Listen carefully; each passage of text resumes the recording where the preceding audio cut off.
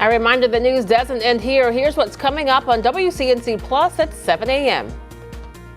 The search for a city's new police chief is certainly over, as Estella Patterson will begin her duties on December 1st. Now, Chief Johnny Jennings has expressed his support for Patterson, and later this morning we'll have an official introductory press conference introducing Patterson to the community.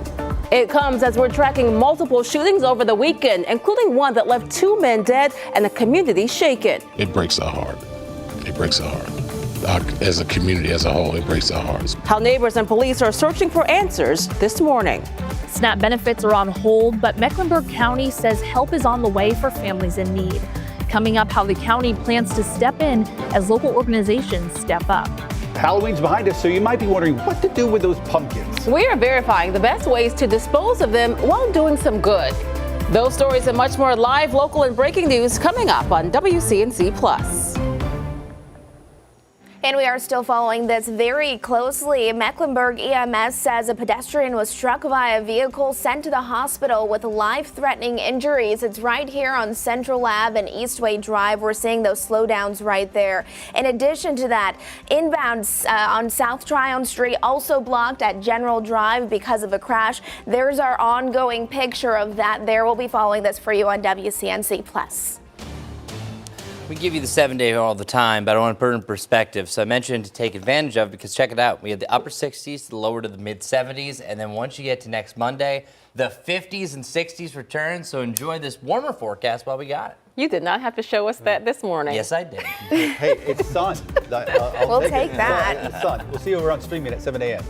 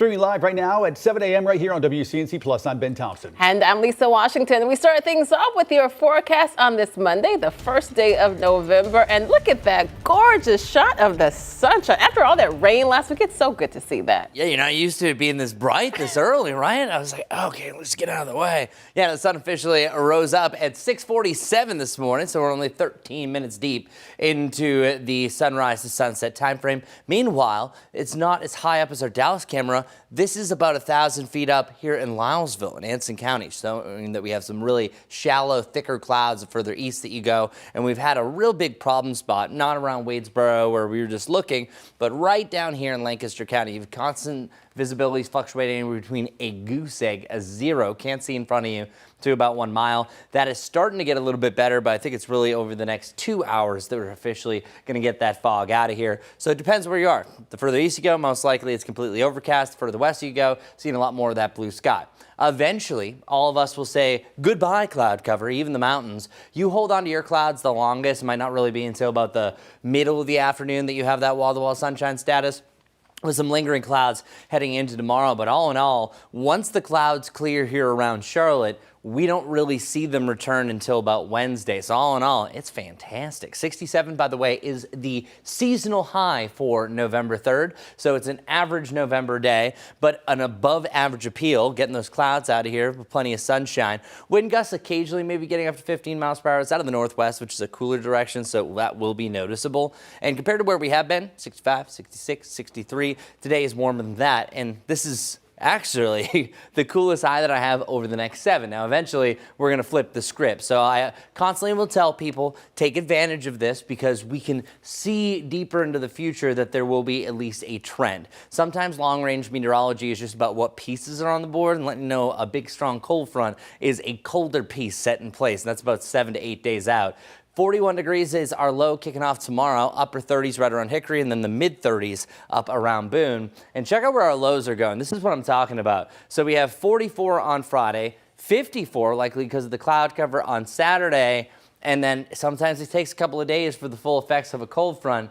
33 potentially for Veterans Day, 36 here around the Charlotte area for next Tuesday and Wednesday. And again, this is Charlotte, not the mountains. Also, don't forget, this week is actually the brightest supermoon of the year. November 5th, officially it's full during the morning time. And the reason why we have this is about 17,038 miles closer. This is also called the full Beaver supermoon. And the next one after that, since there are 3 in a row, is December 4th. But this one by far stands out from all the rest. Officially this coming Wednesday, it rises at 5:18 and it sets through 8:14. So really full visibility throughout the time because, as we now know, our sun is going to set at 5:35 that day, or 5:25, excuse me, even earlier. Going forward, though, we are looking at that chance for rain, but I'm being honest with you, the models are all over the place exactly what's going to happen for this. I am looking at this next 5 days completely dry, but there is a chance for rain on Friday night heading into Saturday, and again Saturday night heading into Sunday. Sometimes when you have drought conditions like what we have, a lot of that can start to fade out, so we'll kind of see where that comes. But regardless, I think you will have still a breezier end of the weekend, more clouds heading into the weekend, and by the time we hit day 8, 9, and 10, well, our highs are likely either in the 50s or the lower 60s. So enjoy the 70s while we have them here on our 7-day forecast brought to you by the Jerry Hunt Supercenter. Let's get right over to Majestic for our morning commute. Good morning, everyone. We are heading into our Monday morning, much brighter today. Let's take a look at a few things as you're heading out the door for that morning commute. We'll start with a zoomed out perspective of everything. Still holding on to some dense fog, still south of Charlotte. That's going to be out towards Lancaster, where visibility is less than a mile and a half. So just be prepared for that. Otherwise, we have all green for the most part if you're coming inbound on I-77 from the north. One important thing that I want to let you know about is a collision involving a pedestrian. It's on Central Ave and Eastway Drive, so east of Plaza Midwood. We're getting confirmation that one person was sent to the hospital with life-threatening injuries right there. We're seeing oranges and yellow there, meaning that cars are definitely being impacted out that way, moving very slowly around. around it. In addition to that, south of Charlotte, inbound South Tryon Street, it's currently blocked at General Drive because of a crash. Look at all this red right here. It's because of this crash, and here's our latest picture that we got of that area. So that's going to slow you down this morning. We're going to have an alternate route for you because that is an active spot for you. This is in York County heading northbound towards Mecklenburg County. You can see I-77, it is moving rather slowly. Now, we typically are used to this time of the day, but we're also following a stalled vehicle right there at Gold Hill Road. One lane is blocked because of this stalled vehicle, so cars are still moving. They're just moving a little slower than they typically would. Again, we're seeing those delays out there on I-85, some patchy fog there on Gastonia as well. So take it easy for your Monday morning commute. Those are the most important things for your commute right now. We'll have another update coming up here in a little while. Well, folks in North Charlotte are heartbroken this morning after 2 men were shot and killed Sunday in the Nevin community. It shattered the peace of a place neighbors tell us is known for its quiet streets and close connections. WCNC Charlotte's Anna King spoke with a longtime resident on Oakwood Road who says this tragedy has shaken his faith in the community he calls home. For years, Life Morris has called this neighborhood home. 14 years. He says until today, this was a place where people looked out for one another. Quiet around here. It's very loving. Everybody's very neighborly. There's not too much that goes on over here. But that peace was shattered around 2:30 Sunday afternoon when police say an argument turned deadly. CMPD found 2 men with gunshot wounds. Both were pronounced dead on scene, leaving neighbors lost for words. It breaks our heart. It breaks our heart. As a community as a whole, it breaks our hearts because we are pretty much a close community, close-knit. Just like CMPD, he says people here are looking for answers. It's not why, it's who. And as detectives continued their investigation, he has one simple plea. Please, please, put down the guns. Please put down the guns. In Charlotte, Anna King, WCNC Charlotte. This investigation is ongoing. CMPD asks if you have any information that you contact them on the number on your screen. That number is 704-334-1600. 7:07 right now on WCNC Plus. And in just a few hours, we're going to hear from Charlotte's next police chief for the very first time. Stella Patterson is going to be introduced by CMPD later this morning. Patterson, no stranger to the Queen City or to the force. WCNC Charlotte's Bria Smith joins us now live from outside CMPD headquarters with what she hopes to bring to the force. Bria.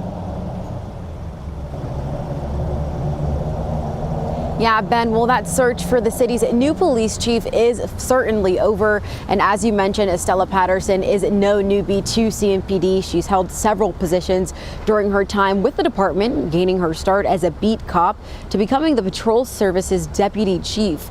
Her most recent call to duty was served as Raleigh's police chief from 2021 to her recent retirement in March of this year. According to an email we obtained, Patterson told Charlotte city leaders her top priorities are to reduce violent crime, enhance community engagement, and boost employee morale. Chief Johnny Jennings has expressed his support, saying in part, "I'm thrilled that she is returning to lead the department. Her duty as chief will begin December 1st. Now, that introductory press conference will be held here in just a few hours at 11:30 at the Government Center. But for now, reporting live outside of CMPD headquarters, Bria Smith, WCNC Charlotte. Back to you guys. All right, Bria, thanks so much for that. Well, today's also the first day on the job for Charlotte's new city attorney, Andrea Leslie Fight. She'll provide legal counsel and representation to the mayor, city council, city manager. She brings more than 18 years of experience in local governments right here in North Carolina. The interim city attorney, Anthony Fox, will remain with the city until she's sworn in and can assist with that transition. We are working to learn what led to the deadly accident involving a Rowan County student. Rowan Salisbury School says it happened in the Jesse C. Carson High School parking lot last Wednesday. That student hasn't been identified. There is a new call for information in a 2-year-old homicide case of a Chesterfield County teen. In January of 2024, a stray bullet from a drive-by shooting struck and killed 13-year-old Jacob Duncan. Now the county sheriff's office is offering $2,500 for information that would help them find the person responsible. A separate group called Concerned Citizens of Chesterfield is offering $5,000 for information. Call the number on your screen if you have any information. Over the weekend, a local business owner sent help to airport workers. Saturday, the owner of Pumped Up Fuel gave away free gas to TSA and air traffic employees at Charlotte Douglas. The giveaway happened at the QT on Wilkinson Boulevard near the airport. The owner told us he wanted to do his part to help those who serve us. I travel, my family travels. We traveled this past weekend. It is extremely important, and we all see what's going on the news. People not being able to get to work, people wanting to come to work but can't. So this is just one of those little things that the community has always been really good to me, and this is something that I felt compelled to try to give back a little bit when I can. And we're not talking just about a few gift cards he gave out. They gave out at least 1,500 gallons of gas, and the owner says he might do it again next week if the shutdown continues. And we continue our coverage of the government shutdown, now entering day 34 and on track to become the longest in U.S. history. Millions of Americans now feeling the pinch. We'll tell you who's taking the heat in Washington.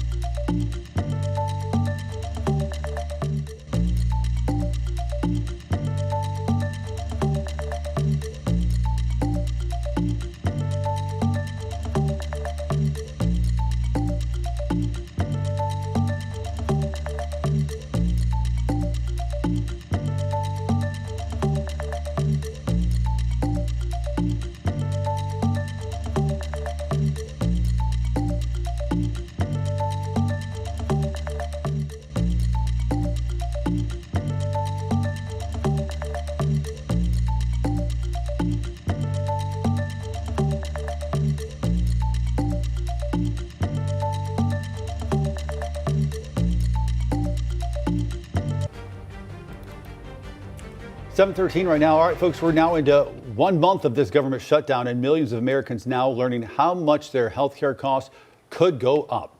Live pictures right now there over the U.S. Capitol on this Monday morning. Lawmakers remain divided as Republicans refuse to negotiate until the shutdown ends. It comes as a judge ordered SNAP benefits to be funded, but it's unclear when that will happen. NBC's Alice Barr joins us from Washington with the latest on who Americans are blaming. A critical deadline today, with more than 40 million Americans waiting for low-income SNAP food benefits to kick in after funding ran out in the government shutdown. It's really disturbing to see that some of our most vulnerable people are at risk. Food drives across the country as long lines from Houston to LA demonstrate the urgent need. I'm seeing a lot of people that I can see in their eyes they never thought they'd ever be in a food pantry line. The Trump administration has until noon to respond to a federal judge's order to use contingency funds to restart the benefits. President Trump deflecting blame to Democrats. If they vote to open the country and it's opened up immediately, we don't even have to think about that. While on CBS's 60 Minutes, he again called for the nuclear option, getting rid of the filibuster to reopen the government without needing votes from Democrats, who are holding firm on health care provisions as part of any funding deal. The Republicans have to get tougher. If we end the filibuster, we can do exactly what we want. A new NBC News poll finds 52% of Americans surveyed blame President Trump and Republican lawmakers for the shutdown.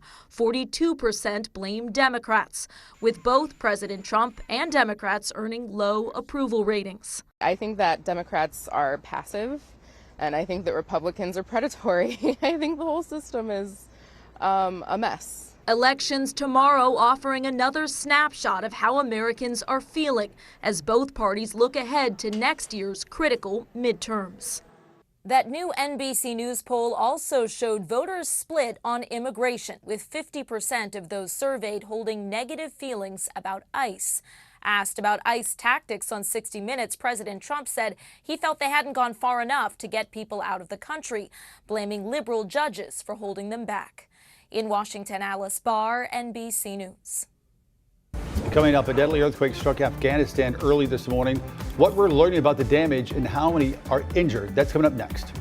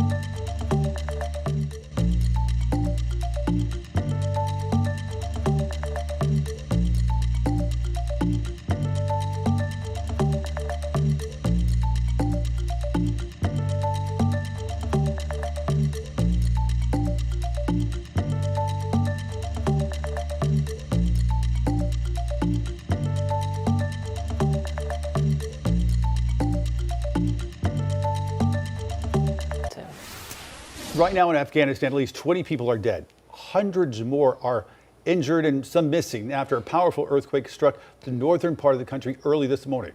The death toll expected to rise as those rescue efforts continue. The 6.3 magnitude quake also damaged one of Afghanistan's most iconic mosques. The country was hit by a 6.0 magnitude quake back in August, which killed more than 2,000 people. Going to bring Chris in now to get some more perspective again. Sorry to hear about that one, of course, but you've been looking at the earthquakes that we've had here in the Carolinas. Yeah, and believe it or not, the most historic one was actually even stronger than the one that you just mentioned, and the strongest that we've had in the eastern seaboard. But first, I want to really show you what exactly a 6 means on the Richter scale. That would technically be classified as a strong earthquake, where 120 of those happen across the world every single year. It just depends if it happens in a more populated area or even land land in general. At this point, property damage is more than likely. We already saw that. And this is equivalent to the equivalency of 33 million pounds of explosives. So yeah, super strong. Now, the largest that we've ever seen all time across the world is 9.5 in Chile. That was back in 1960, and these range all the way down into the mid-8s. But talking about the Carolinas specifically, this is a map that shows the lowest and the greatest hazard as far as any reoccurring earthquakes. And believe it or not, right here is where the history all happened. So it was actually back on August 31st, 1886. The epicenter was right near Charleston. This was a 7.3 magnitude earthquake, and as I mentioned, it is the most powerful ever recorded along the eastern seaboard and the East Coast. So you might not have realized it since it was back in 1886. Other ones in North Carolina have reached about that 5.1, 5.2.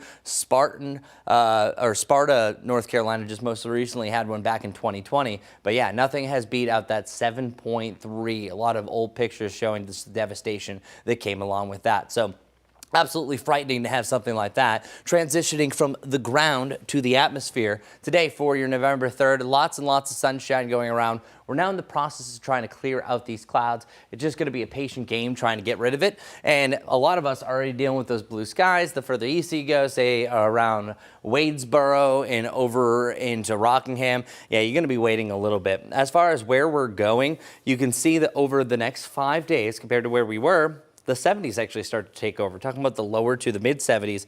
And the long range forecast is trending in a fairly good direction, but it's not the best. So here's what it looks like. Looking at the long term, the 7-day forecast outside of the 7-day that I've been showing you, there is a significant drop off. This is represented by a cold front where there's still a lot of question marks exactly what's going to happen for our next rain chance. As of right now, it looks to be Friday night heading into Saturday, Saturday night heading into Sunday. So there could be some effects for the Panthers game, also adding a little more cloud cover. One thing we do know for sure, the next 5 days, A-OK. But once that cold front officially passes, sometimes it takes a day to really take effect, especially for our lows.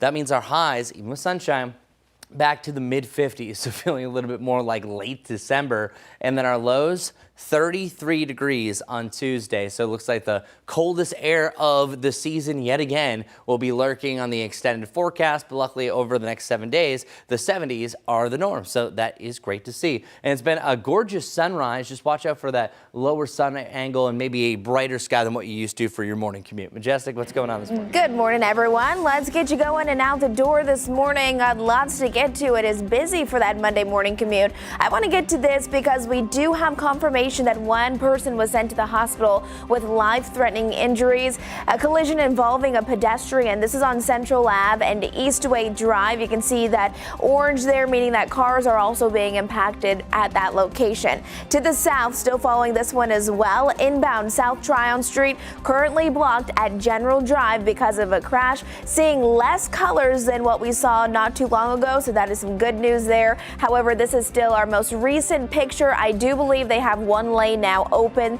so starting to see some progress. This is I-77. I wanted to show you this one because look right here. This is Gold Hill, so this is where we do have slow moving traffic. This is usually an area where we do see that traffic build. However, one lane is currently blocked because of a stalled vehicle. I-77 inbound at Gold Hill Road. Off to the east, this is a new crash here for you this morning. A lane is blocked because of it. It's on Pineville Matthews Road, impacting both directions at exit 64 to get onto I-485. So we'll keep you up to date with this and everything else with another check on those roads coming up here in a little while. Lisa. Jessica, thanks so much for that. 7:23 now. Shoppers, mark your calendars. Black Friday falls on November 28th this year. That's less than 4 weeks away, but many retail giants aren't waiting, and some big discounts are already live. Amazon just dropped early deals, including a handheld vacuum cleaner, slippers, and Apple AirTags. Target's 3-day early Black Friday sale starts on Thursday. It goes through Saturday with 40% off pajamas and holiday decor. Walmart and Best Buy also joining in, rolling out their own early sales. Well, check this out. Right now, preparations are underway for Macy's 99th Thanksgiving Day Parade. Always a good time, right? Check out this sneak peek at some of the new balloons that will float over Manhattan this Thanksgiving. Volunteer handlers did a test run over the weekend in New Jersey. Some of the balloons include Mario, Pac-Man, Buzz Lightyear, and Shrek. The balloons are as tall as 3 or 4-story buildings. The parade hits the streets November 27th, 8:30 a.m. You know where you can watch that, right? Right here. WCNC Charlotte. I appreciate that Macy's did not waste a second to move on to Thanksgiving, because if they don't, people are going to move on to Christmas. And Macy's like, wait, don't forget, we've got a parade that we've Thanksgiving. I appreciate that. Yeah, I feel like that's the deadline, at least in this household. Thanksgiving and then Christmas. When we see Santa in the Macy's Thanksgiving parade, that's when Christmas You're good starts. to go. You don't see people putting out Easter baskets in December because it's not time. It's not time. But It's the only one. Yeah, Ben, it's not time. I gave up on this fight in my household, so like, I lost. So Thanksgiving first. there you go.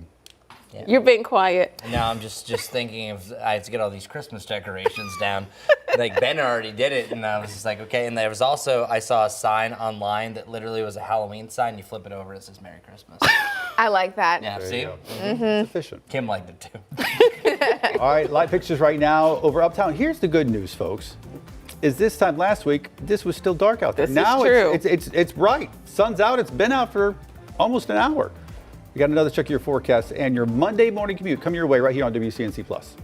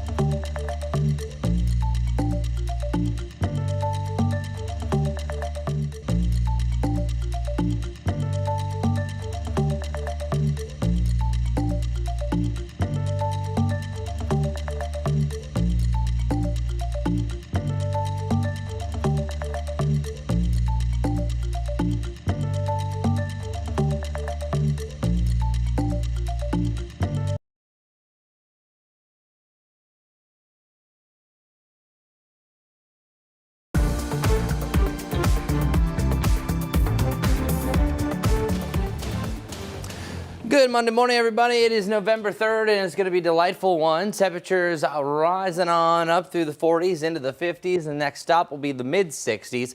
Not too far off where we have been over the last few days. Some of us still dealing with some clouds so far, but that wall-to-wall sunshine scenario will be upon us. Where are we going after this? Well, you can see a nice little spike, 74 degrees come Wednesday. That's my pick of the week, by the way. And then the lower 70s for Thursday and Friday. And as I mentioned, pretty much on par where we have been recently today. Now, cooler lows are on the way, but not right away. We have 41 and then actually back to the 50s before you know it. And then we will see another cool down heading into next week. So enjoy the temperatures while we have them. Majestic, let's get right over to you. What's going on for your morning commute? Good morning, everyone. Want to give you a couple of updates. We are still seeing some pockets of dense fog to the south of Charlotte out there towards Lancaster, so keep that in mind. Otherwise, Mecklenburg EMS has confirmed that one person was sent to the hospital because of life-threatening injuries. There was a collision this morning involving a pedestrian. This is on Central Ave and Eastway Drive that is still ongoing. To the south of that, this is also problematic. Inbound South Tryon Street currently blocked at General Drive because of a crash.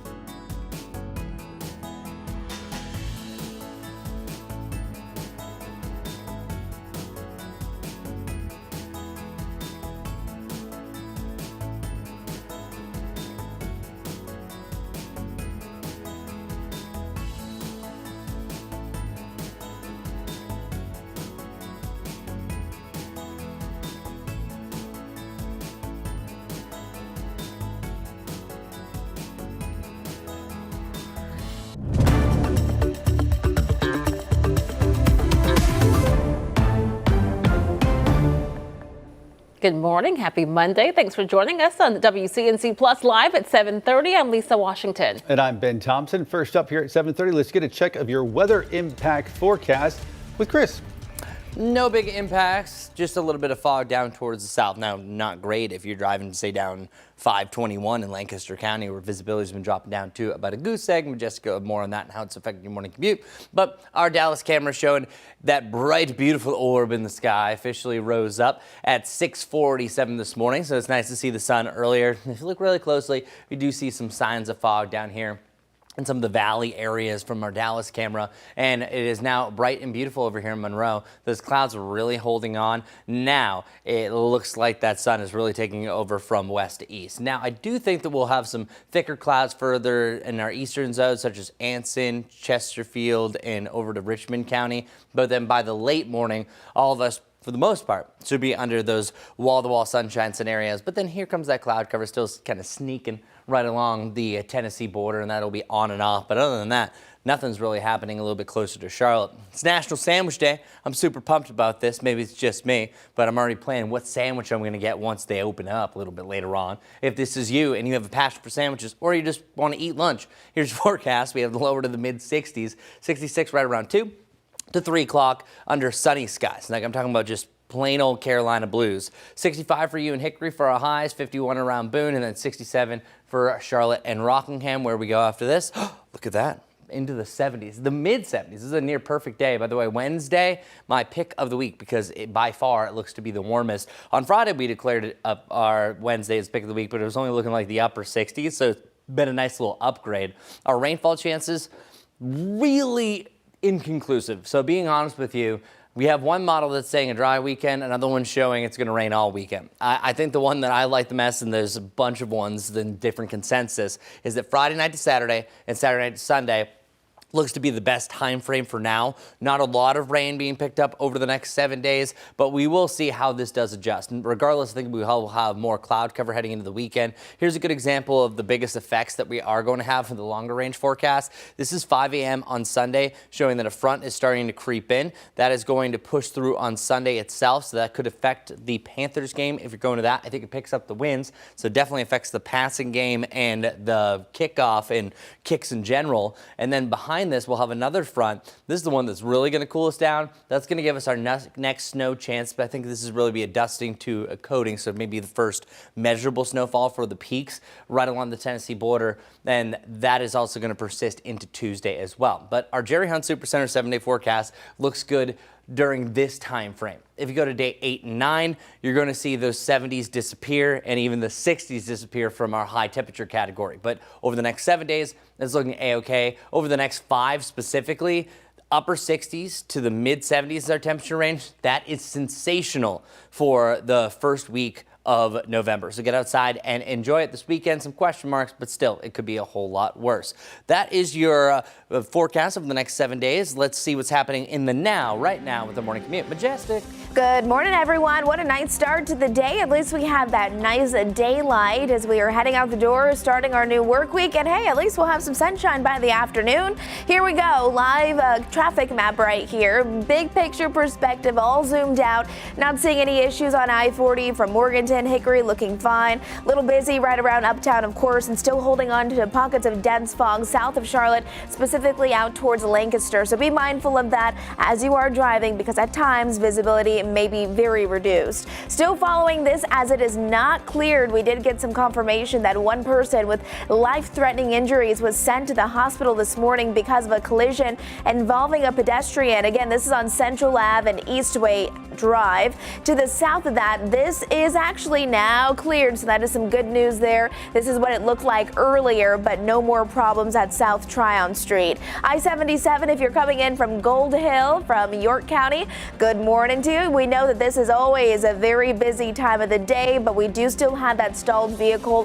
One lane is blocked because of it. It's going to be northbound on I-77 just after Gold Hill. And then just to the east, this final one here, a lane is blocked because of a crash. Pineville Matthews Road, both directions being impacted there. We'll have another check on those area roadways when I see you right back here in just a few minutes. Ben. Majestic, thanks. Folks in 2 Charlotte neighborhoods waking up without water in some cases.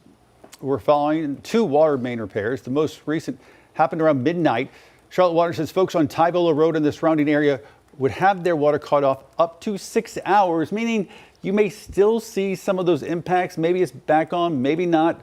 No word on how much longer that outage could be. And then over at West Charlotte, folks there still dealing with the impacts of a water pipe repair. This is on Freedom Drive, where water flooded the street overnight. The work cut water service for at least 6 hours. No word on if water has been restored there. But we can tell you Freedom Drive still closed at Thrift Road, and there's a detour in place to Wesley Village Road. 7:35 right now on WCNC Plus, and thousands of Mecklenburg County families who really rely on SNAP benefits are suddenly without their main source of food support after funding was halted over the weekend. Now, local leaders are stepping in to fill the gap, announcing new efforts today to help families put food on the table. WCNC Charlotte's Destiny Richards joins us live this morning from East Charlotte with how the county and community groups are responding. Destiny. Yeah, good morning. It's right around 138,000 Mecklenburg County residents who receive SNAP benefits each month. And as we know, that has been halted as of November 1st. That's why today Mecklenburg County leaders are laying out a plan to help these families who have been impacted. Now, today they're expected to announce $740,000 in county funds to support food resources for families who rely on SNAP as the federal government shutdown continues. With so many families missing their main source of food support, local groups have been stepping up. Nourish Up has expanded its hours and locations, and this weekend the Charlotte Mecklenburg Food Policy Council distributed $50 tokens at area farmers markets to help hundreds of families put food on the table. Even when major systems fail, we still do what's right for our community. Just the support and the rallying of the community around a crisis and a time that is just so uncertain, it is truly a silver lining. And this is what community is all about. Mecklenburg County leaders have plans to hold a press conference here at the Ellaby Scarborough Community Resource Center. That starts around noon. It's right off Stitt Road here. And of course, we'll continue to keep you updated on their plans to continue working with community partners to make sure food stays accessible during this government shutdown. We'll have a live coverage from this event, from this press conference as well on WCNC Charlotte and WCNC Plus. Live this morning in East Charlotte, I'm Destiny Richards, WCNC Charlotte. Because we know as the shutdown continues, this problem is only going to get worse. People need food. Yes. All right, Destiny, thanks so much for that live report. New this morning, we are getting our first look at early voting numbers for this election. Nearly 65,000 people cast their ballots in early voting in Mecklenburg County. That's up 59%, close to 24,000 votes from the previous off-year election back in 2023. Looking ahead tomorrow's election day in cities and towns across the Carolinas, of course, that includes right here in Charlotte. Some of the major items on the ballot include the mayor's race in Charlotte. Incumbent Mayor Vi Lyles facing challenges from Republican Terry Donovan and Libertarian Rob Yates. Voters will also decide if a 1-cent sales tax increase will move forward.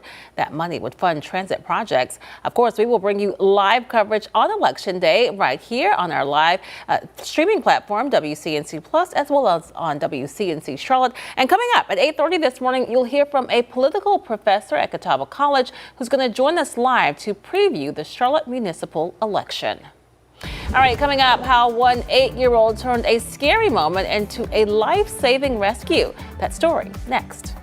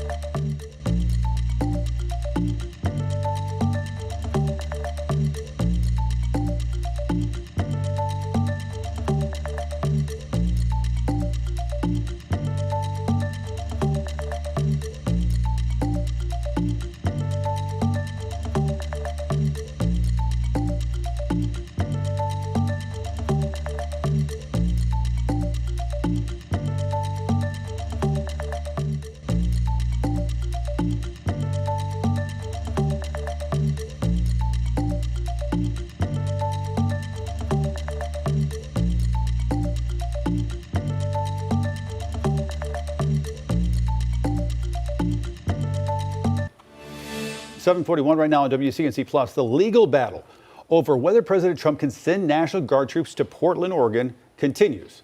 Last night, a federal judge temporarily ruled that Trump can't deploy any troops from any state's National Guard into Portland through Friday. The judge also said the Trump administration likely violated a federal law that allows control of the National Guard only in extreme situations like rebellion or an invasion. The judge also noted that protests in Oregon didn't meet the legal definition of a rebellion. Right now, police are investigating what appears to have been an intentional explosion at Harvard University over the weekend. Officials say a fire alarm went off at a building on Harvard's medical campus just before 3 o'clock Saturday morning. Officers say they didn't find any additional devices during a sweep of the building.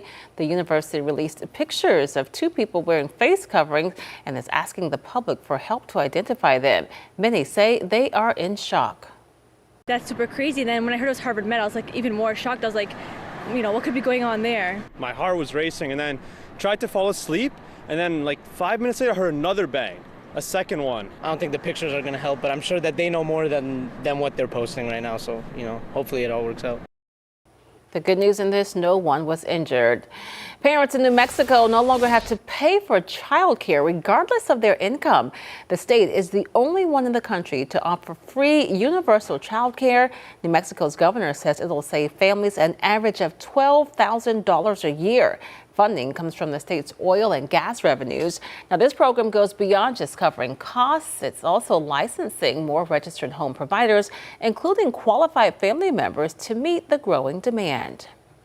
An 8-year-old is now a superhero at home after saving his little brother from choking. He did it by performing the Heimlich maneuver. NBC's Joylyn Bukovic tells us how it unfolded and how the brother's mom is reacting. It was a normal afternoon for the Claus family until 2-year-old Nick started choking. And choke on a strawberry. Suddenly I heard my 8-year-old screaming out for me, and it was a scream that I had never heard. His big brother Luke had just remembered something that his mom had taught him just days ago, how to do the Heimlich maneuver. And so I just folded my fist like this, and then pushed as really hard as I can, and sure enough, I saw a red thing come out, and then I could hear him crying, and then I was like, thank you, Jesus Christ, thank you. Home security video shows those terrifying moments. Luke's mom, Laura, says that she had just shown him how to help someone who's choking during fall break. You think, 8 years old, he's too young, but he's not, and I am so grateful he was up there and paying attention. Nick is back to being his normal self, and his mom hopes that their story inspires other families to teach life-saving skills early. Luckily, my mom told me, or somebody told me, that it takes a few minutes for somebody to die by choking. Luke's mom is an occupational therapist and says it's never too early to talk to your kids about what to do in a medical emergency. Wow. Mom is right. Wow. What do they say? Don't let perfect be the enemy of the good. Don't let perfect get in the way of good. I mean, 8 years old, he might not do it perfectly, but it was effective and he did the job. Wow, that's impressive. And it was good timing that his mom just taught him a couple of days before. Yes. And impressive that somebody so little can do that, especially when there's a lot of, they're stressed out. It's a scary moment. I think there's a lot of adults who wouldn't even be able to do that. Yeah. Good for him. Yeah, great life skill. We actually have a little magnet on our fridge that has the step-by-step and for kids as well. Oh, good. A little bit different. Yeah, it's always a good idea just to refresh your brain because you want that to be at the top of your mind just in case it is an emergency so you can act quick. That's right. All right. We're back after this right here on WCNC Plus.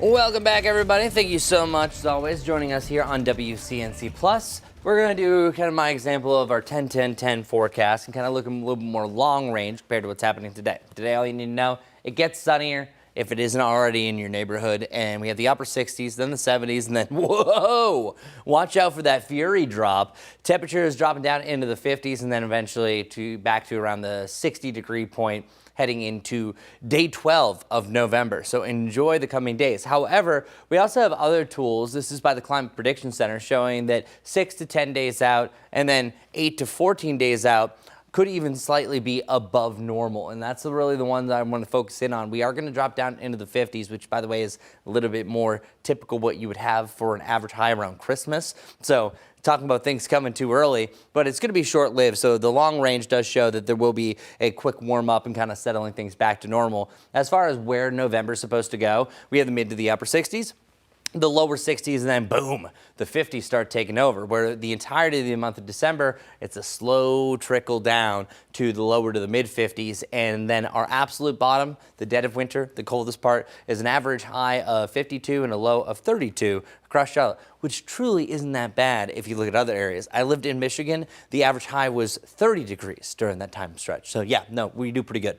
Either side of 40 degrees is where we're dropping down overnight for around the Charlotte area. Of course, we have more frost potential up in the mountains in the mid 30s. This is also the time of the year that the growing season has ended for a lot of us officially, especially after our most recent lows. So we don't have to worry about any frost advisories or freeze warnings. Still a few counties that are still left over from that. And then our sunrise tomorrow officially at 6:48.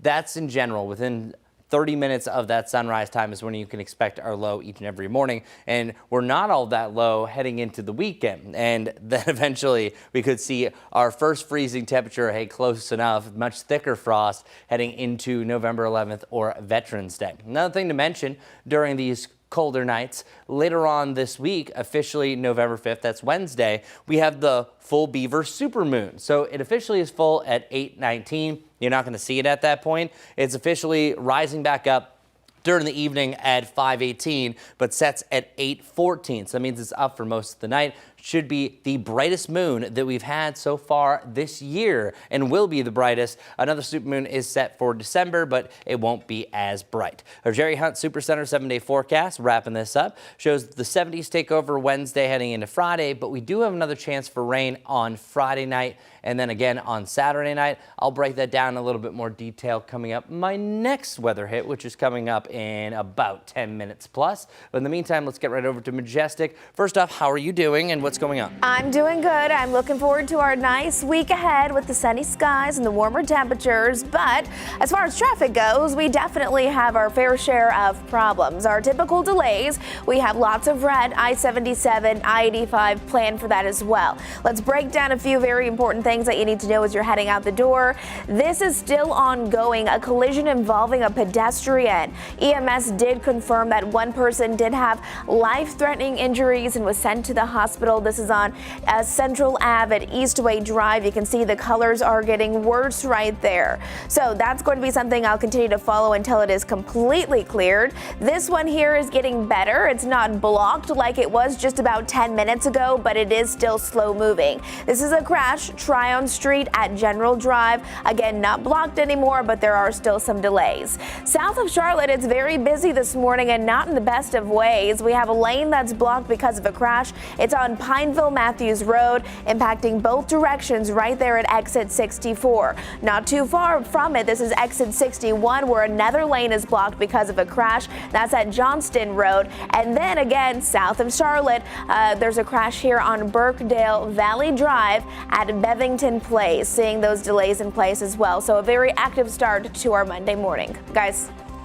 Majestic, thanks. A Rhode Island woman has come up with a solution for busy pet owners who need help getting their dogs and cats to the vet or really anywhere else. That's right. Sam Reed tells us more about the rideshare service that's designed exclusively for pets. For Leslie DeMana of Smithfield, her new bus business is everything she's ever dreamed of. I thought that's got to be the best job ever. And more.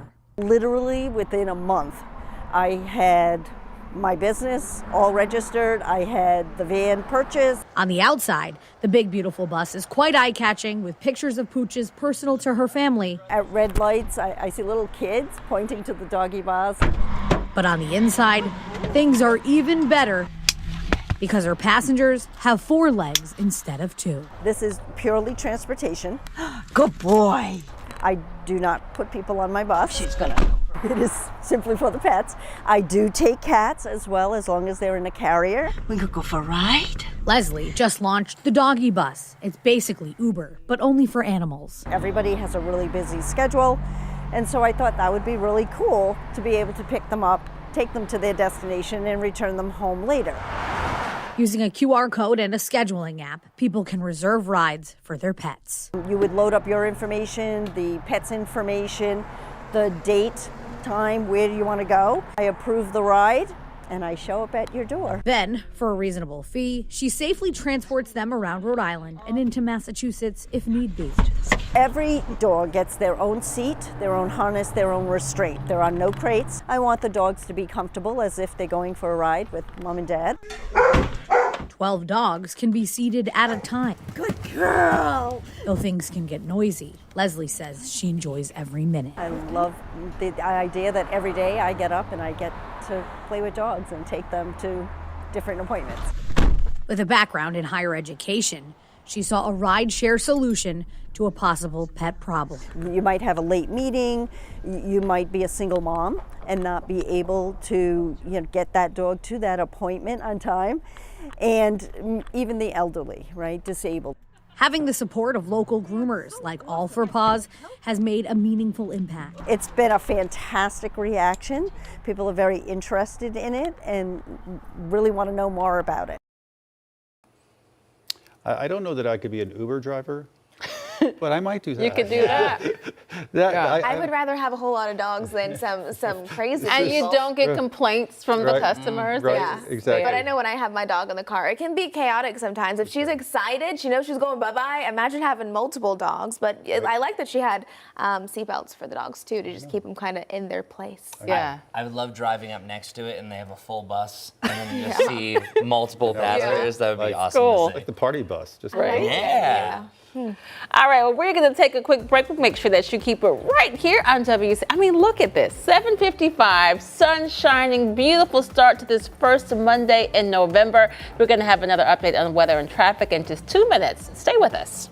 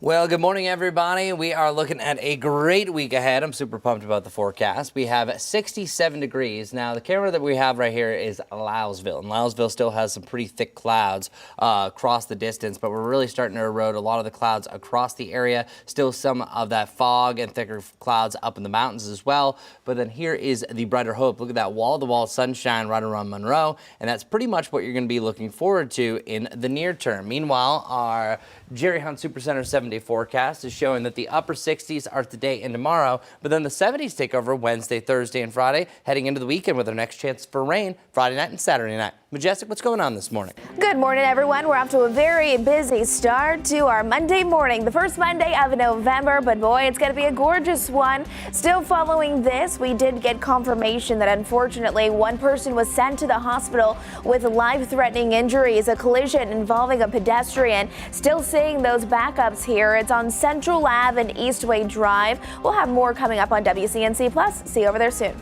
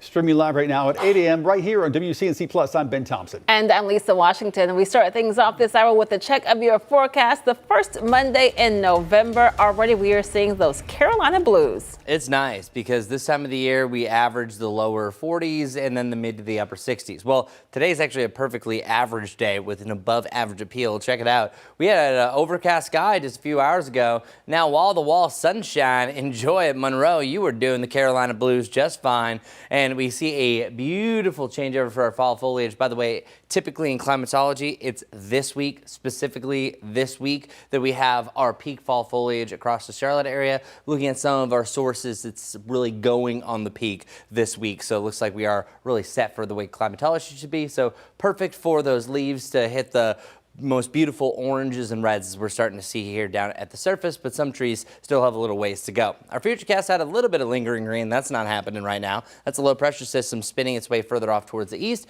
and then a few clouds lingering up in the high country. That's going to last the longest there. And current temperature starting off the day, 45 degrees around Charlotte, 45 around Marvin, and then 39 for you in Mount Island Lake, and then 48 degrees around Mount Pleasant. Now, if you zoom out, that Charlotte reading, by the way, was an uptown. This 47 that we have this reading here is from Charlotte Douglas. What you're actually just looking at, quick little lesson here, these are called MADIS sites, so the little local sites by different, say, police stations, fire stations, or even Bank of America will have reporting there. This one that you have received from the map that we show each and every day is typically the airports across the area. So like the Gastonia one in Concord, what they're reporting for. 39 degrees right now around Boone, and then near freezing in Morganton, 34 degrees. Highs today reaching the mid to the upper 60s. So this is going to be delightful. Winds are going to be a little bit on the breezier side, about 5 to 10 miles per hour, gusting up to about 15. That's really the only straight gust that we're looking at, but really not too bad of a day. And then this is actually the bottom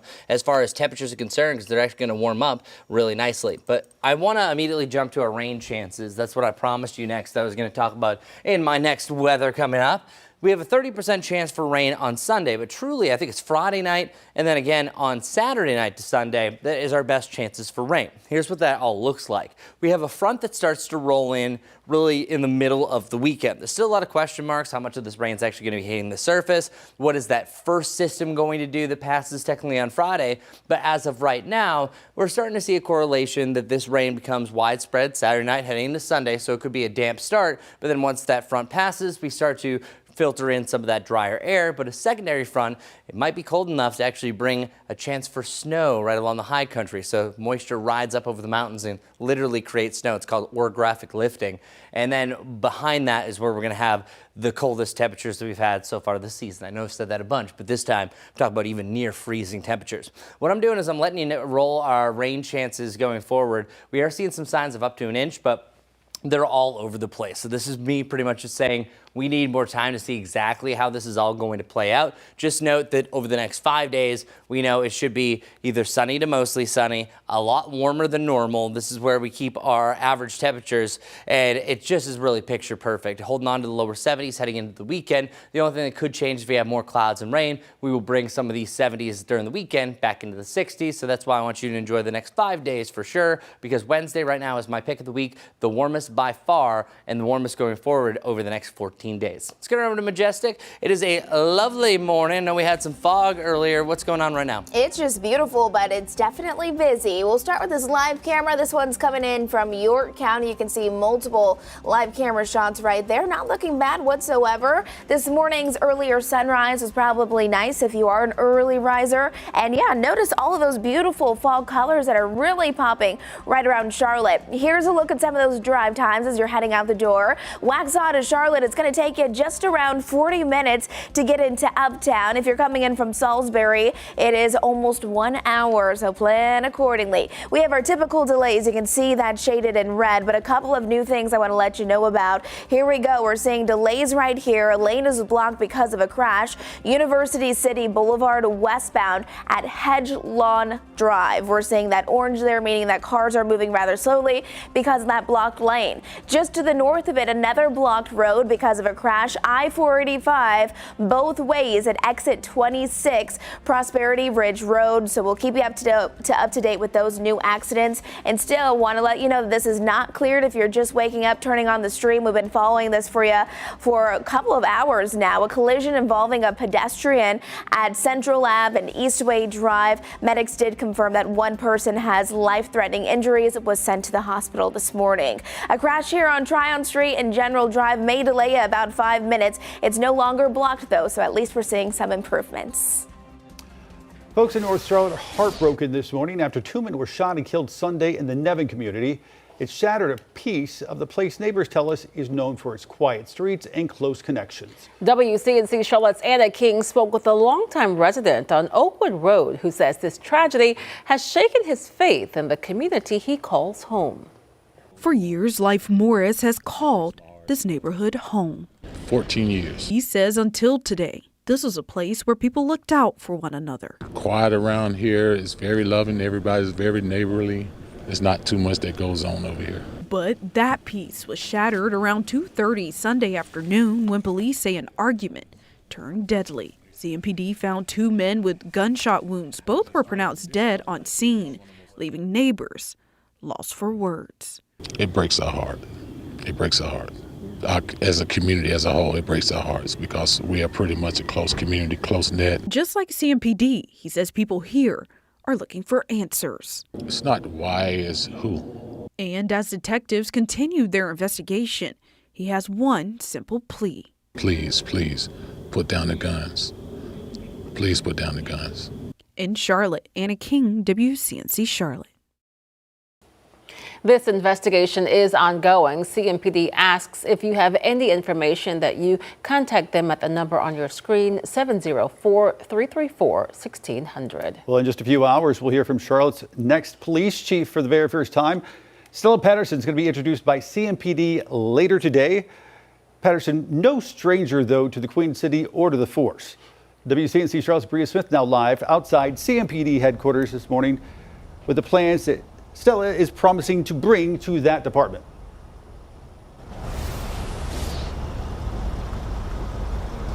That's right, Ben. Well, the search is certainly over for the city's new police chief. And as you mentioned, Estella is no newbie to CMPD. She's held several positions during her time with the department, gaining her start as a beat cop to becoming the patrol service's deputy chief. Her most recent call to duty was served as Raleigh's police chief from 2021 to her recent retirement in March of this year. According to an email we obtained, Patterson told Charlotte city leaders her top priorities are to reduce violent crime, enhance community engagement, and boost employee morale. Chief Johnny Jennings has expressed his support, saying, in part, I'm thrilled that she's returning to lead the department.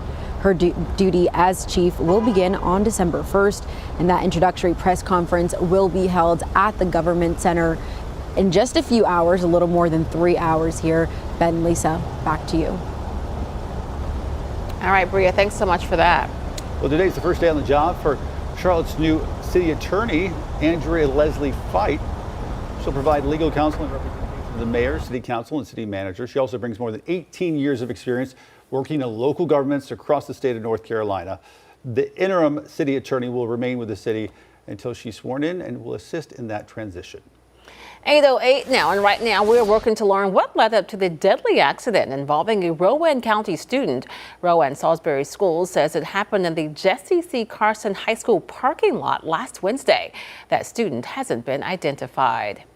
There was a new call for information in a 2-year-old homicide case of a Chesterfield County teen.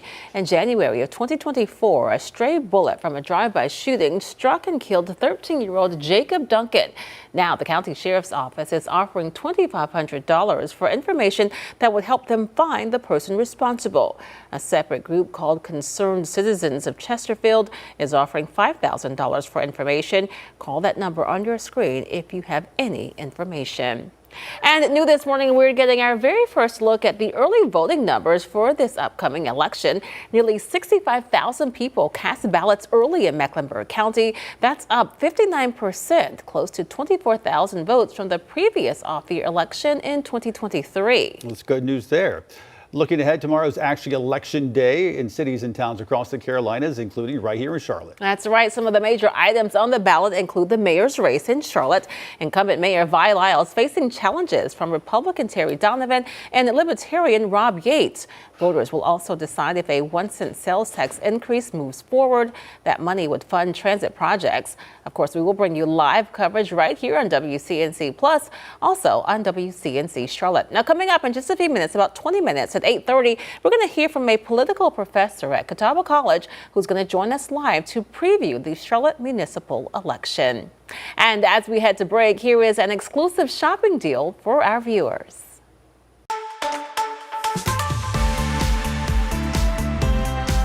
Hey, our team is always testing products. We only bring you the best, and this one is about your security, so you're gonna wanna listen up. The product is this, it's called Sight Bulb, and it's called that for good reason. It plugs into any light fixture, see that right there, like a light bulb, and you have an instant security camera. There's a break-in the US every 26 seconds. Lights are great, but a security camera catches the bad guys in the act. Look at this video. You just plug it in outside to any fixture. You have an instant security camera with night vision, 360-degree views, motion sensing. It even has a built-in microphone, so you can listen to what's going on in your house when you're not there, and also talk if the bad guys are in there, or if you just wanna kind of watch your dog just hanging out, right? So I have one plugged in right over here as well, just to show you how this works. There's an SD card right in it, so it's all made in the USA, no things going up to the cloud. It's all stored right here. And come on in for a second, Bob. I want to show you, it connects to your app, so you can actually watch it anywhere. My cameraman Bob is here.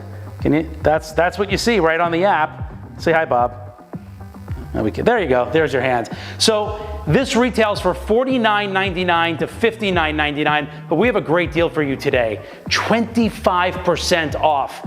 Think about the cost of home security. And by the way, no professional needed, no wiring. You screw this in and you're done. All you have to do is scan the QR code on your screen right now or go to shoptvdeals.com.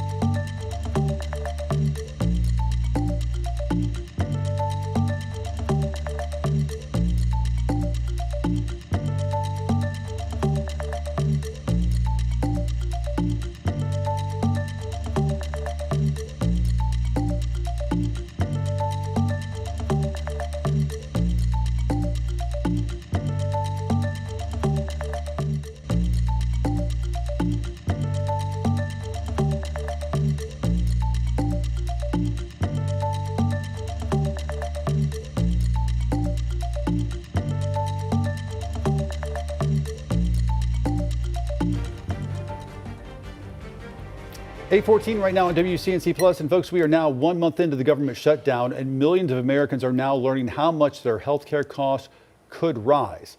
Live pictures right now over the U.S. Capitol this Monday morning, where lawmakers remain divided as Republicans refuse to negotiate until the shutdown ends. It comes as judges ordered SNAP benefits to be funded, but it's unclear when that will happen. NBC's Alice Barr joins us from Washington with the latest on who Americans are blaming.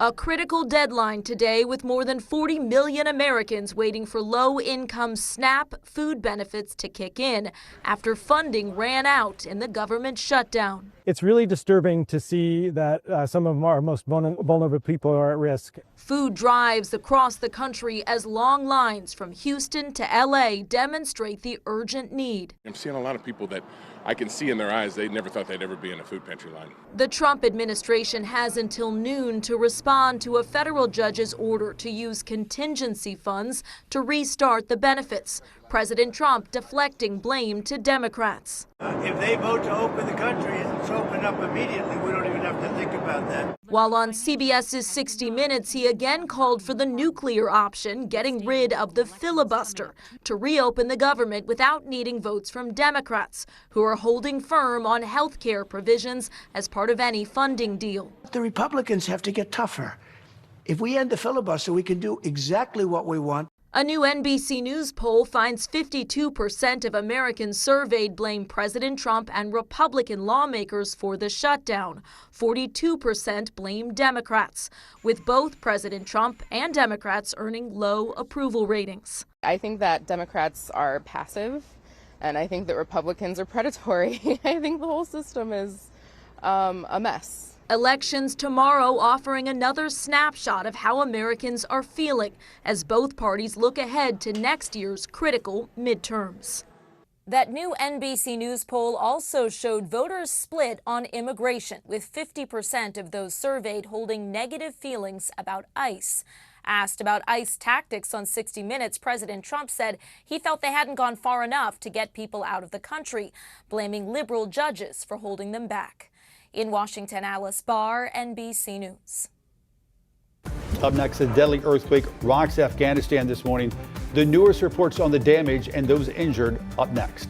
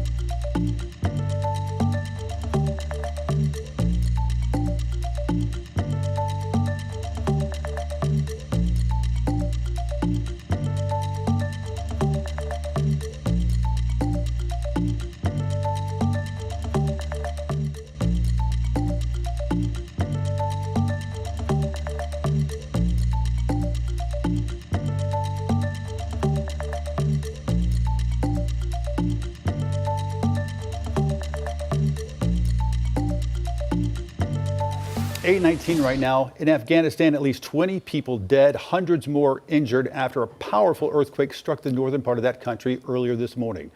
The death toll expected to rise as rescue efforts continue. The 6.3 magnitude quake also damaged one of Afghanistan's most iconic mosques. People in at least 9 provinces lost power from Uzbekistan, a major power supplier for Afghanistan, when those lines were severed. The country was hit by a 6.0 magnitude quake back in August, which killed more than 2,000 people.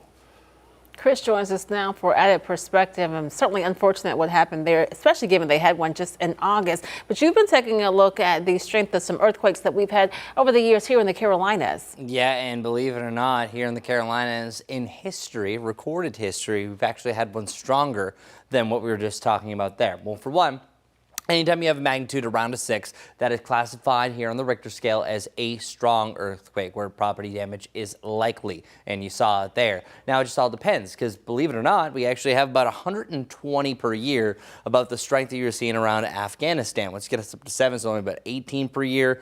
Anything up to about a 9 is only once every 10 years. But this is all the energy equivalency of about 33 million pounds of explosives. So an absolutely detrimental situation, especially if it's over a populated area, because most of that 120 is either in the ocean where there's no effects. Sometimes it can lead to some bigger waves, not tsunami level at that point, but usually it's not felt. It just depends on where they're going to set up. As far as the largest earthquakes all time across the world, well, most recently, Russia in 2025, we had an 8.8. The biggest all time, 9.5, almost topping the charts of the Richter scale. It was Chile back in 1960. But what about us here in the Carolinas? For one, I want to show you what areas are most prone for earthquakes. For one, lowest hazard is going to be in the blue. Highest hazard, of course, is going to be in the red. It's South Carolina that's a lot more prone to earthquakes compared to North Carolina, and if anything is going to happen in North Carolina, it's mainly going to be the western side of the state. But you may not know about this, but it was actually back in 1886, August 31st,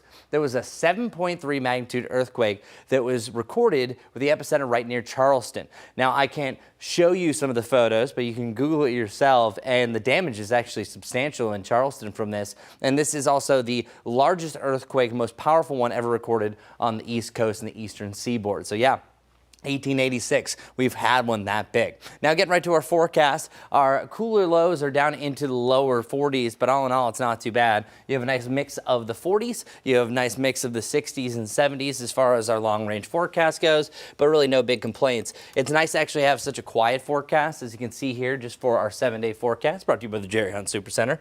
74, that's my pick of the week for this coming Wednesday. Lower 70s through the weekend. Still some question marks where the rain is going to set up, so factor in some rain for your Friday night, heading against Saturday night into Sunday. But all in all, that's a great temperature range before we see another cool down. It's a little bit more November-like on brand. Let's get right over to our morning commute. Majestic, what do people need to know? Good morning, everyone. Well, it's busy out there, that's for sure. It's 8:22 if you're getting ready to head out the door. We'll start with some of those drive times. If you're coming in from Matthews to Charlotte, it's going to take you just over 30 minutes to get you into Uptown. Waxhaw to Charlotte is also going to take you a little while, just about 40 minutes. Let me show you my live traffic map. We have our typical delays this morning. Of course, we are in the thick of things, but this is still an ongoing problem. A lane that's blocked because of a crash. It's going to be on University City Boulevard westbound at Hedgelawn Drive. We're seeing that red and that orange there, meaning that cars are just kind of moving very slowly. This has been a big problem this morning, and it's still not cleared. We have had confirmation that one person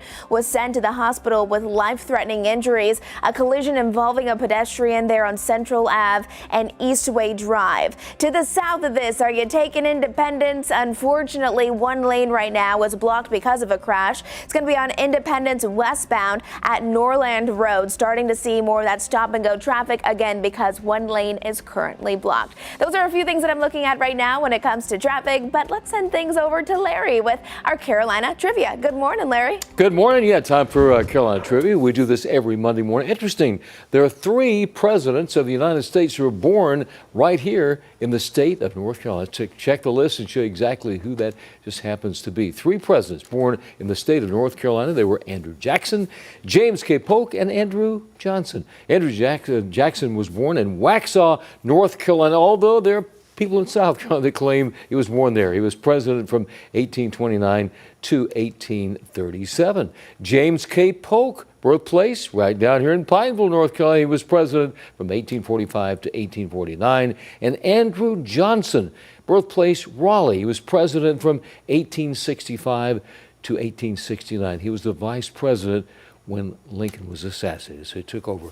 All three eventually moved to the state of Tennessee, and that's what they're known for. Jackson, Polk, and Johnson. All three presidents of the United States born right here in North Carolina. I'm Larry Sprinkle. I say give the people what they want. Yes. And that's the number 4 from North Carolina, President Sprinkle. And if I'm elected, Monday will be a day off for everyone. Vote for that man, please. Please vote. Can we Vote for him. How about Friday, too?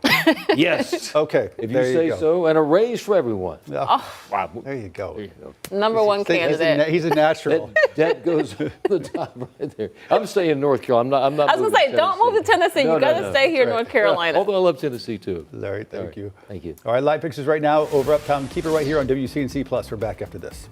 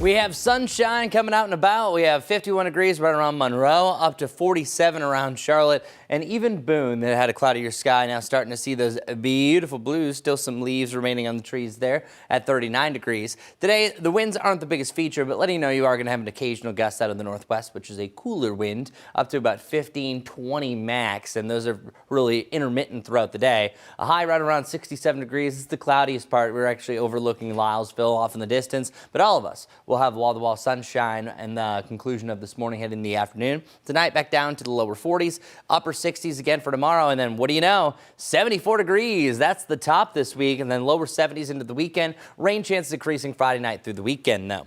Let's get over to Majestic. Good morning to you. Good morning, everyone. What a beautiful day to look forward to. Here's some of our drive times if you are gearing up to head out the door. Belmont to Charlotte, right around 25 minutes, so make sure you plan accordingly. We have our typical delays, but we're also following this crash here. One lane is going to be blocked because of it. University City Boulevard westbound lanes at Hedgelon Drive. We're going to be following a lot more coming up on WCNC. Plus, we'll see you over there soon.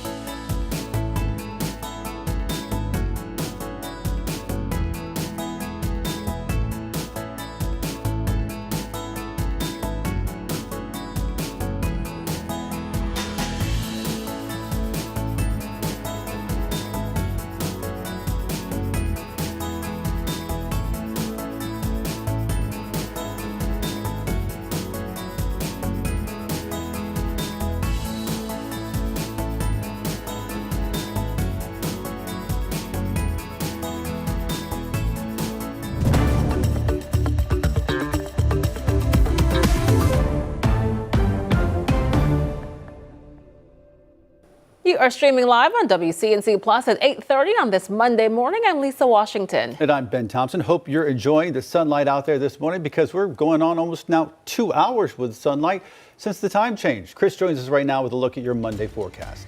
Oh, it's gorgeous, Ryan. Look at this. Now, at this point, we've already seen more of a blue sky, but we're already getting to that warmer point. Now, just letting you know, since we have fallen back, we've been averaging our high temperature really between about I would say 4:30 to about 5:30. Now it's going to be closer to the 4 o'clock hour. Then we're going to hit that top for the day. Keep that in mind because the sun is going to be setting much earlier than that. Louisville finally breaking up some of those ground clouds, aka fog, and some low-level clouds as well. So you'll be seeing a lot more blue sky the further east that you go. Almost there. Also, the bad visibility is down to a goose egg and less than a mile across parts of Chester County and mainly Lancaster County. That's now starting to break as well. So alas, our Monday finally has that sunshine. We need it. We definitely need it. Now, it's not a motivating start. It wasn't a few hours ago. And this week is really picture perfect.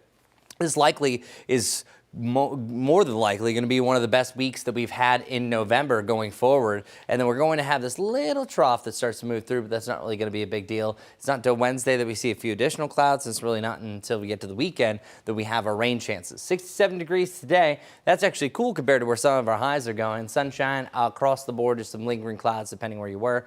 As Ben had mentioned, it's pretty much 2 hours that we have had sunshine across the area. 6:47 is the sunrise time, but I got to show it to you. It's sometimes seen on the screen. Seeing is believing. 5:27 is our sunset time for your November 3rd. And alas, tomorrow will be 5:26 and eventually by about week 2 of December around 5:10. Evening out forecast, really not too bad. We'll have a slight breeze, as I mentioned, maybe gusts up to 15 to 20 miles per hour. That simmers down during the evening time. And then we're falling to the upper 40s by 11 p.m. It should be a chillier start tomorrow, dropping down into the lower 40s. 39 degrees right around Hickory, and then 36 for you in Boone.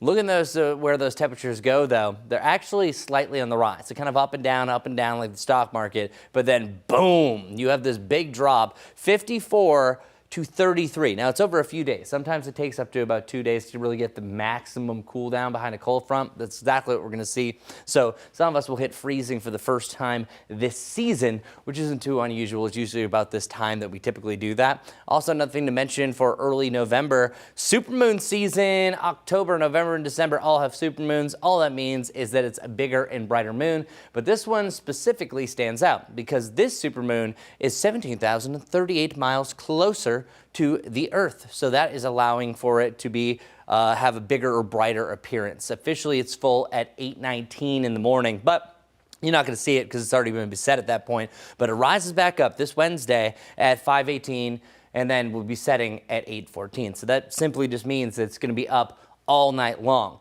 I guarantee at one point you'll see it and you'll say, oh, wow, that's a bright moon. It's really noticeable. So something pretty cool there. Just a moon that really stands out. Full name is actually called the Beaver Supermoon. Precipitation chances? Not really too much going on. It's Friday night. Again, it's Saturday night and Sunday that we have chances. Nothing really spiking right here. There's a lot of big question marks to what exactly this front is going to do. We're seeing some rain chances starting to roll in, develop across the area. Right now, it looks like the sweet spot is Saturday night heading into Sunday, but letting you know a lot can still change. There's multiple fronts that need to pass through the area. There's a little bit of blocking that's going on. So right now we're saying that we don't know, but there's really so many things and scenarios. One thing we do know, though, we're going to see a big cool down outside of this weekend and even another chance for snow right around the mountains. So be advised. For our extended forecast, all is well. We're back to the 70s for Wednesday, lower 70s to complete the week, and then still some question marks for that rain heading in the weekend. But right now, trying to be in the lower 70s before we see that cool down. So enjoy the warmer temperatures while we have it. Let's get right over to our morning commute, which should be simmering down at this point. Good morning, everyone. It is. We are looking at a nice start to the morning. At least had sunshine. We still have some busy spots, of course, but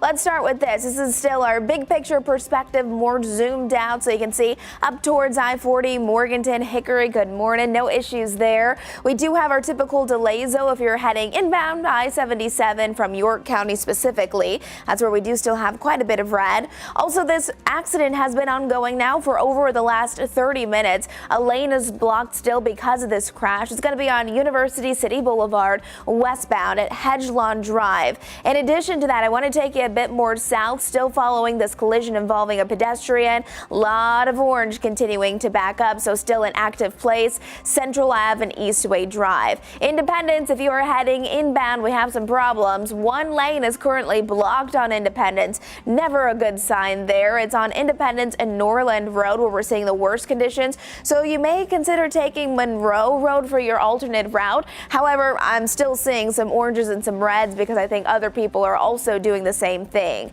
This crash here, we've been following it. It has now cleared, no longer an issue there on Tryon Street, but this one remains. It's a lane that's blocked right here, Pineville Matthews Road, impacting both directions at exit 64. Ben. Well, folks in two Charlotte neighborhoods might be waking up without water this morning. There's 2 water main repairs we're following. The most recent one happened around midnight. Charlotte Water says folks on Tyvilla Road and surrounding neighborhoods could have their water off for up to 6 hours. So at this point, hopefully you're getting that water turned back on. We haven't gotten an update yet. We'll let you know. And folks in West Charlotte also dealing with a similar situation. This is a look at the site over on Freedom Drive, where water flooded the street overnight. The work cut water service for at least 6 hours. Again, no word yet on whether or not that has been restored, but we do know Freedom Drive is closed at Thrift Road, and there's a detour in place to Wesley Village Road. Thousands of Mecklenburg County families who depend on SNAP benefits are suddenly without their main source of food support after federal funding was halted over the weekend. Now, local leaders are stepping in to fill the gap, announcing new efforts today to help families put food on the table. WCNC Charlotte's Destiny Richards joins us live this morning from East Charlotte with how the county and community groups are responding. Destiny. Yeah, about 138,000 Mecklenburg County residents rely on SNAP benefits every month. And as we know, that's been halted as of November 1st. But Mecklenburg County leaders say they are stepping in. They're laying out a plan to help families who have been impacted. Now, they're expected to announce today $740,000 in county funds to support food resources for families who rely on SNAP. This is as the federal government shutdown continues.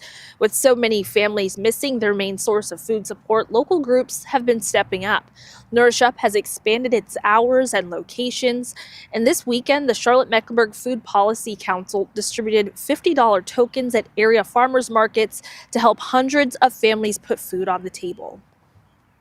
Even when major systems fail, we still do what's right for our community. Just the support and the rallying of the community around a crisis and a time that is just so uncertain, it is truly a silver lining. And this is what community is all about.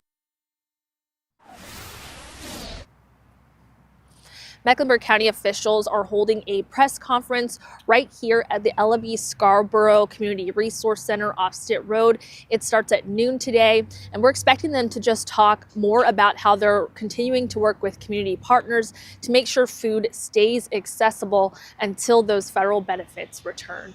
Lisa, Ben, I'll send it back to you. And here's the thing, Destiny, we don't know when those benefits will return because this shutdown continues to drag on. We're talking about $740,000. How is that money going to be spent? How will those dollars be used?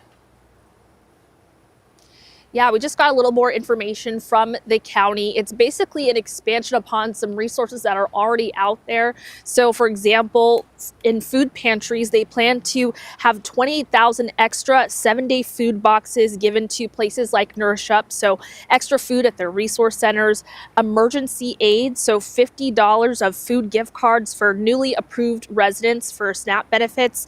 At farmers markets, a continued help there with $50 in SNAP double bucks vouchers for 2,000 households.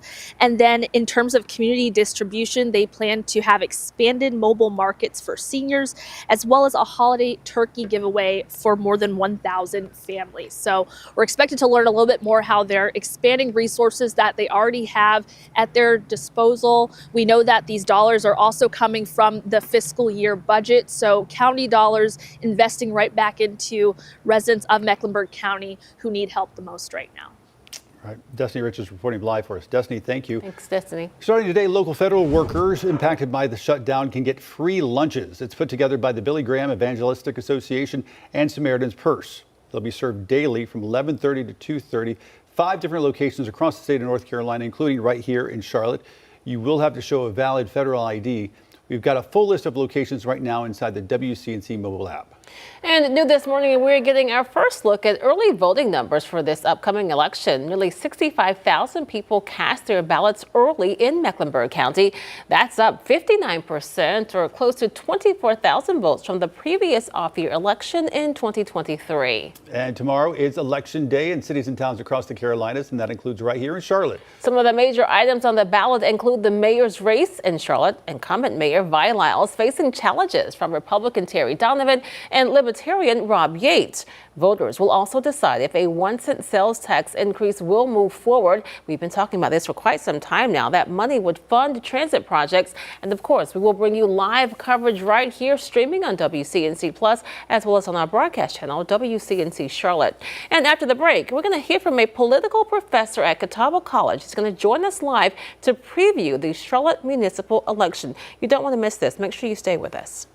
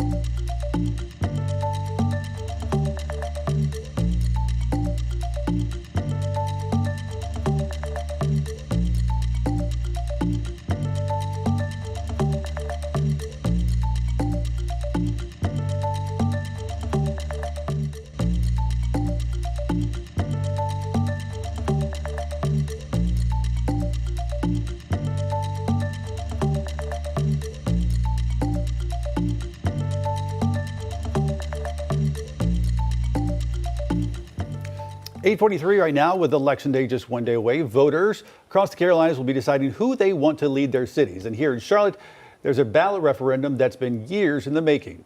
Joining us live this morning, Dr. Michael Bitzer, political professor at Catawba College. Professor, nice as always. Thanks for coming on. My pleasure. So the best way perhaps to predict the future is to look to the past. And you've actually done just that. You've crunched the numbers from last year's election, which was a presidential race. You've broken down how our city council districts voted in that. That sounds complicated, but what can we learn from those numbers as we head into tomorrow? Well, I think first and foremost, if you're trying to predict, my crystal ball cracked several election cycles ago, but we do know that voters are pretty reliable in terms of how they cast ballots in one election to the next election. So for Charlotte City Council, the districts 1 through 5, they voted 70% or greater Democratic at the presidential level. So it would take a Herculean lift for Republicans to try and win one of those districts 1 through 5. I think all eyes in Charlotte are really on District 6, That has been the most competitive district. Bakari 2 years ago won it by a little over 300 votes. And in 2024, District 6 performed at nearly a 60-40 Democratic dominance. So I think that that's going to be one to really kind of watch to see, is all politics still very localized? Or has Charlotte continued to trend towards nationalization, and it's just inevitable a matter of time before District 6 flips to the Democrats? So is there any reason at all, speaking about District 6 specifically, to think that the Republicans have stopped the loss of support? They've been rallying against city leaders. We know that. Any reason to believe that there might be some change with that? Well, I think with an open seat election, this is generally when you tend to see contests flip from one party to the other. But because Bakari's spouse, Bakari, is running, she will certainly benefit from that name recognition and certainly the campaign infrastructure and resources that she has certainly would put a slight advantage to that, but it's not the same as incumbency. And we'll really have to kind of watch that particular district and if it's fairly close in terms of the dynamics, particularly for early voting. Y'all mentioned the fact that we've got basically a record of early votes coming in a municipal election. About 3/4 of all the ballots cast 2 years ago have already come in terms of those early votes. So we'll have to see what turnout is like, along with how competitive that 6th district is. One more question on that. Republicans have been criticizing Democratic city leadership now for months because of some high-profile violent crimes here in the city. Any data out there, any reason to believe that that actually might be working and could end up hurting Democrats in a municipal election?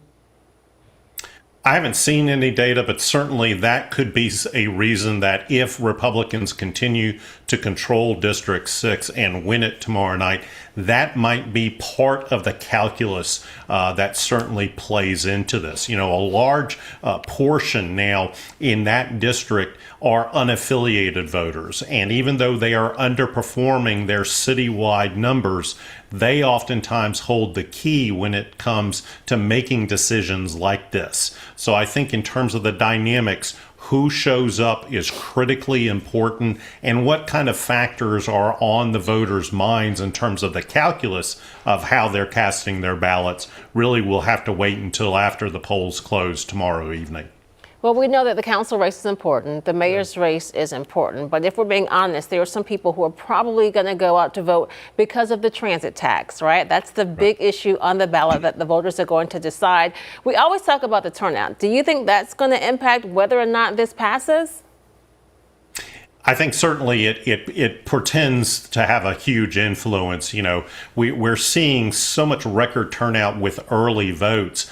Are those votes that were typically cast on election day, or are these new voters coming in because of that issue that's driving a lot of it? We just don't know the dynamics internally of that. How many folks decide to show up tomorrow will be a major component. But when you've got a city that's basically 70-30 Democratic in the presidential election, I think that these kinds of numbers, you know, even with the advantage that Democrats have, if the sales tax is seen as, you know, more regressive in terms of that dynamic, that spread may tighten in terms of the victory of a potential referendum or the defeat of it. But likely you're seeing potentially with city leaders behind it something that may be positive for the referendum's future. Pardon me when I really get into the weeds, the deepest weeds of all. They say that like the midterms next year often engage about how the country feels about the party in power, feels about the president. And we're not there yet. We're still a year out from that. Is there anything that folks like yourself can glean from an off-year city election that applies to other parts of the country or the entire country? Well, localized here in North Carolina, I would say odd year elections are just that. They're odd. When you're talking about a city that is so dominated by Democrats, this really doesn't give us a sense. What I'll be watching for is what is the percentage turnout of Democrats, particularly in an urban area like Charlotte. We have seen in midterms and presidential elections turnout rates for Democrats, registered Democrats, are typically much lower than the state average. Does this energy in the national electorate and environment give them a boost? Do they show up this time? And could it potentially portend to a year from now? It's anybody's guess. All right, so this is not on the ballot tomorrow, but let's talk about the government shutdown. As you know, millions of families lost their benefits over the weekend, starting in November. Historically, who gets blamed in the shutdowns? Well, it can kind of be dispersed between two parties, but I think right now the national numbers are giving much more of the blame to Republicans, both congressional Republicans and the president. Catawba College, along with YouGov, will have a poll coming out tomorrow about this very issue, and I think we see it fitting into the national trends as well. So I think Republicans are pretty much bearing the brunt, but it's partisanly divided. Democrats are blaming Republicans. Republicans are blaming Democrats. Interestingly enough, independents are kind of split between holding one party or both parties accountable. So this kind of dynamic, if it continues to last, and it looks like it's going to exceed the last government shutdown, which was 35 days, this could have, again, building into the mantra of, is the president popular or unpopular? This is not helping his cause. Let me get in one last question quickly. We reported this morning that the president is encouraging Republicans to end the filibuster, meaning they only need 50 votes to end the shutdown, not 60.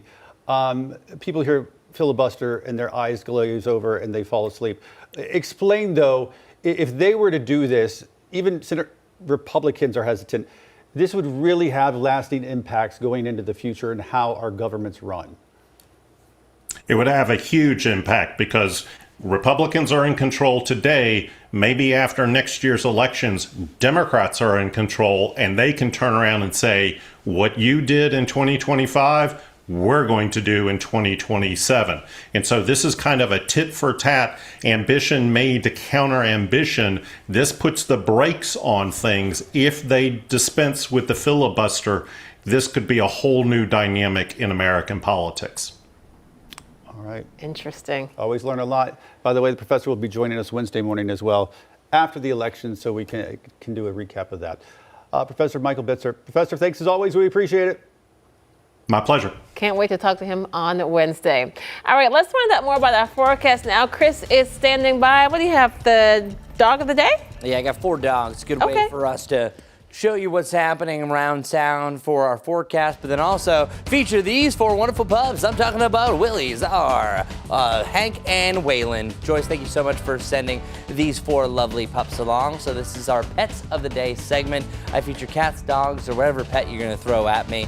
And our temperature is going to hover in the 50s, getting in the lower to the mid 60s, heading in the afternoon. Slight wind chill with an occasional gust getting up to about that 20 mile per hour range. If you would like to have your pet featured, it's easy. Just scan this QR code. Do it now. Send me a message on Facebook. We feature every morning around 6:25 over on WCNC Charlotte. So enjoy it. It's also National Sandwich Day as we conclude the music. Thanks a lot, Cody, as always. Temperatures in the lower to the mid 60s. Or it might be Robert back there. I'm not sure who's directing right now. Both great with the music. We have our 7-day forecast brought to us by the Jerry Hunt Super Center. Temperatures either side of 70 degrees for the entirety of this week. Rain chances, though, rolling into the weekend. Majestic, what do we need to know about traffic as we conclude here on WCNC Plus? It's still pretty busy out there. We are following a lot of ongoing wrecks this morning. I want to highlight a few of the most important things.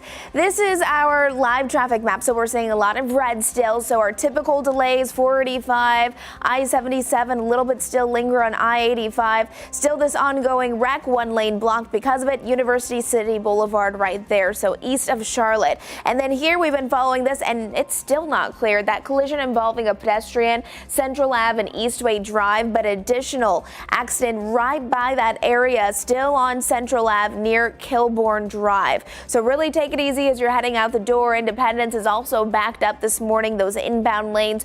Currently one lane is blocked on Independence at Norland Road, so you may just consider not taking Independence, but instead you might want to take Monroe Road inbound. Guys.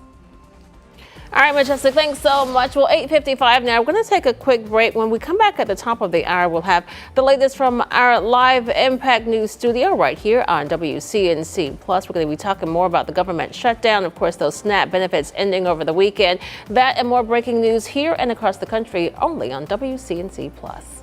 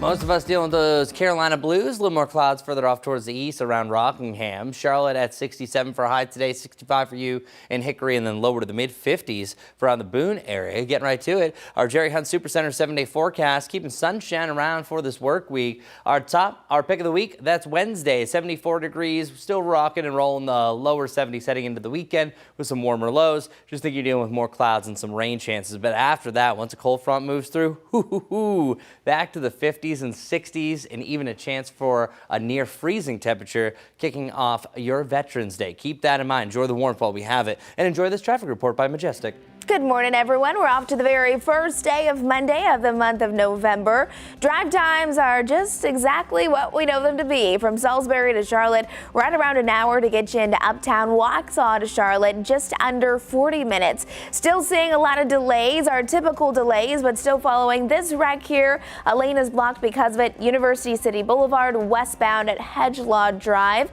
And then just to the south, still looking at this collision involving a pedestrian. It's at Central Ave and Eastway Drive. Take it easy as you're heading out the door, and I hope you have a great start to your new work week.